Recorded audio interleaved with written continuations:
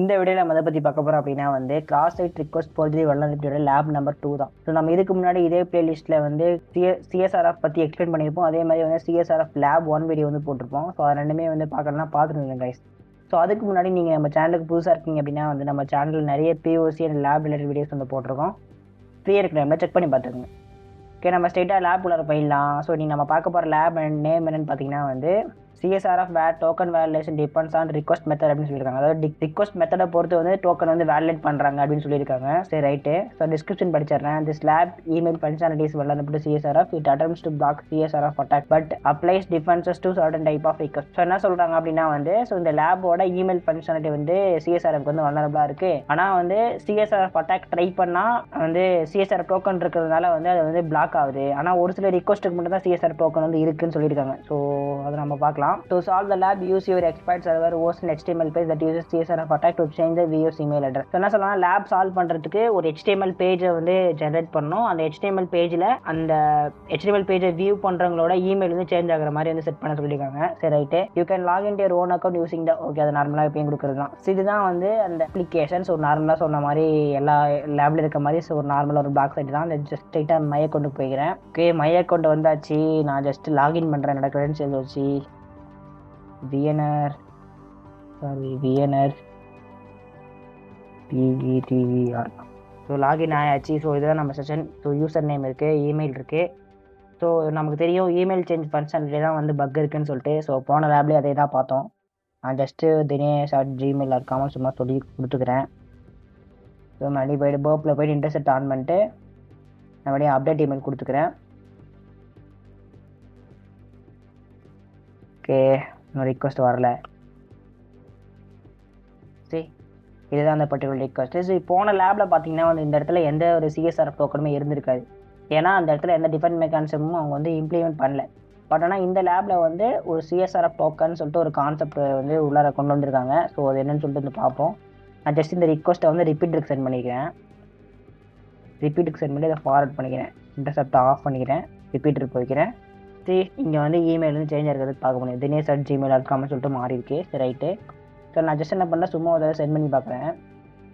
Send பண்ணி பார்த்தா இந்த ரிக்வஸ்ட்டோட நார்மல் ரெஸ்பான்ஸ் வந்து ஒரு 302.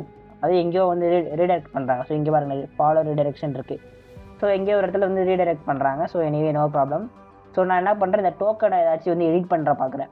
ஸோ N6ன்னு இருக்கா, நான் வந்து என்ன பண்ணுறேன், 6 எடுத்துகிட்டு ஜஸ்ட் ஒரு கியூ போடுறேன் ஃபார் எக்ஸாம்பிளுக்கு சும்மா மறுபடியும் சென்ட் பண்ணுறேன். ஸோ இங்கே பாருங்கள், இன்வேலிட் சிஎஸ்ஆர்எஃப் டோக்கன் அப்படின்னு சொல்லிட்டு வருது. ஸோ இதுலேருந்து என்ன தெரியுது அப்படின்னா, இந்த ரிக்வஸ்ட் சர்வர் ரீச் ஆன உடனே சர்வர் வந்து ஃபஸ்ட்டு இந்த சிஎஸ்ஆர்எஃப் டோக்கனை வந்து பார்க்குது, இது வேலிடா இல்லையா அப்படின்னு சொல்லிட்டு.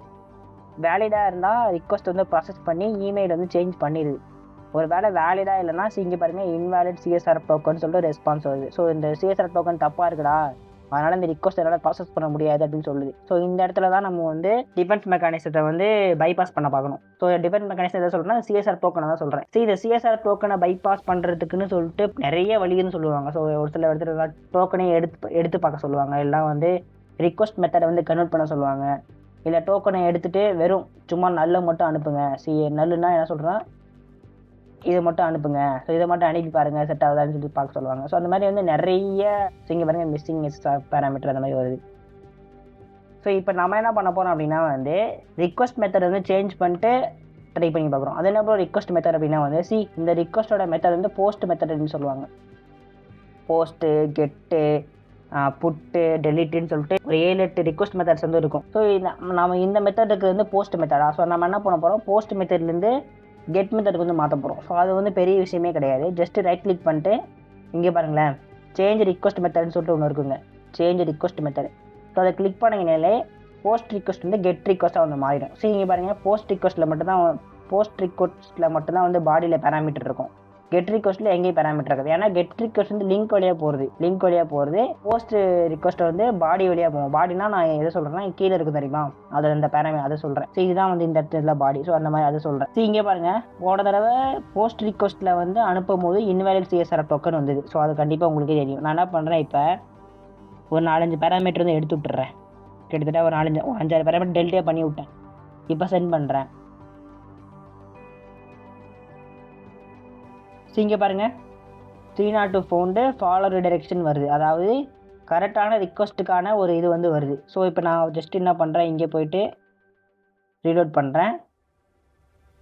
ஸோ இமெயில் வந்து dinesh@gmail.com இருக்கா, நான் மறுபடியும் இந்த இடத்துல இமெயில் போயிட்டு நான் என்ன பண்ணுறேன், ஓகே dhanush@gmail.comனு போட்டுருந்தேன்.